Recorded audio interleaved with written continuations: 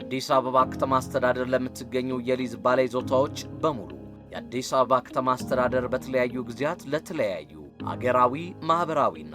ኢኮኖሚያዊ ጠቀሜታ ለሚውሉ ፕሮጀክቶች መሬት በምደባና በጨረታ ለአልሚዎች በውል ሲያስተላልፍ መቆየቱ ይታወቃል። ሆኖም ግን አንዳንድ አልሚዎች መሬት ከተረከቡ በኋላ ወደ ልማት ሳያስገቡ አጥረው ይዘው የሚገኙ እንዳሉ ሁሉ ወደ ልማት በመግባት ግንባታቸውን የጀመሩ ግንባታቸውን ሳያጠናቅቁ በሂደት ላይ የሚገኙና ግንባታቸውን አጠናቀው ወደ ልማት የገቡ አልሚዎችም እንዳሉ በተደረጉ የመስክ ምልከታዎች ለመለየት ተችሏል። በመሆኑም መሬት በተለያየ የሊዝ አግባብ ወስዳችሁ ወደ ልማት ያልገባችሁና ግንባታችሁን ያላጠናቀቃችሁ አልሚዎች በሊዝ ውላችሁ መሰረት በአፋጣኝ ወደ ልማት እንድትገቡ